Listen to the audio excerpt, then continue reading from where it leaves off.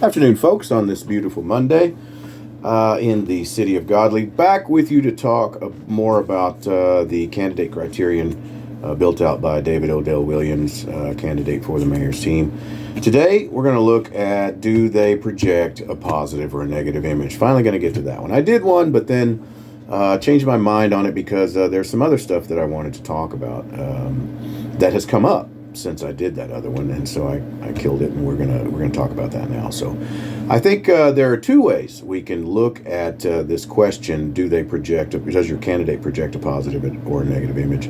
The first way is by asking, what is the candidate saying? Are they saying positive things? Are they saying negative things? That's one way, I think. And the other is, what is the candidate's personal image? Are they mean? Are they dirty and filthy, rotten, nasty pigs? What are they? Okay, and so we're going to talk about the second image first, because that one is the one that came up here recently. I was speaking with a gentleman that I think I talked about this in the other video, but I'm talking with a gentleman that I've known for quite some time, or I've been acquainted with anyway for quite some time, and he expressed his concern that I was accusing A.C. McGehee, Jan Whitehead, Mary Ann Matthews, David Wallace, Jessica Hill, and Stephanie Hodges, all of taking kickbacks or bribes from developers over these past years. And I said, that's never happened before. I've never done that, not one time, ever.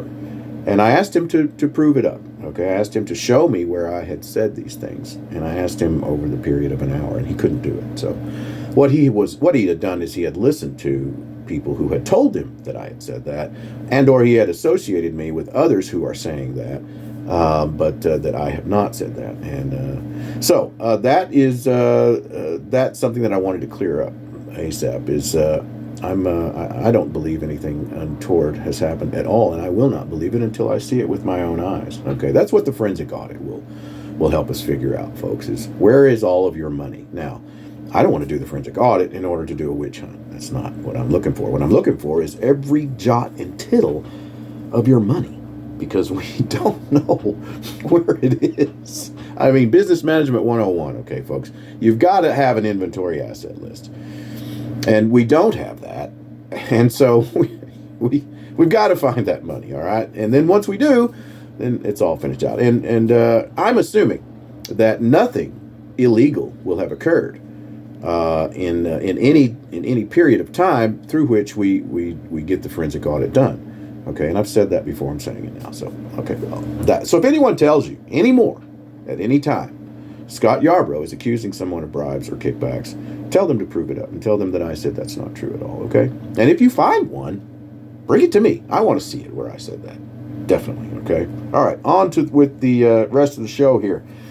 Okay, so what is the candidate's image? We talked about that, and now we're the next or the first deal was, what is the candidate saying? Is it positive or is it negative? Well, folks, I've been accused of being very negative in the city, and that is because I have talked about things that they don't want to talk about. Sometimes truth is not positive, folks. And here we have David Odell Williams agreeing with me, by the way. He says, this city has some serious issues that need to be addressed. And ultimately, we need people of high character and integrity who can work together to create positive solutions and change. Well, he's just admitted that what I've been saying all along. So we're agreeing with each other that there are serious issues in the city. But will David Odell Williams be accused of saying negative things? No, of course not. He won't. He'll be accused of saying, oh, this is very positive. We need to get these things done. So positive and negative imaging. Okay, when we talk about imaging, it's often because images are like beauty, are in the eye of the beholder, folks. You know what I mean? And a lot of times when people talk about using these kinds of things as a criterion, it's because they just don't have an answer to their political candidate. And that's what I think partly is what's going on here.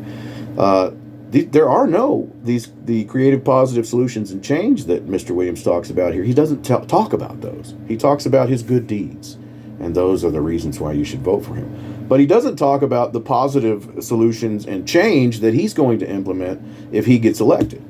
So and I do. I talk about those. I talk about the. We'll get you an inventory asset list. We'll get your park open so your children can use the bathroom. I mean, the bathrooms in the park. The park's open, of course. Don't want to be criticized for lying. We'll get municipal master plan, planning and zoning commission. All of these things that employees. First off, we'll get some people in the city to do something. Okay. So these things that I've been talking about over the past few months, we will do. If you give us 4, we need 4. Remember, can't do it with 3. Got to have 4.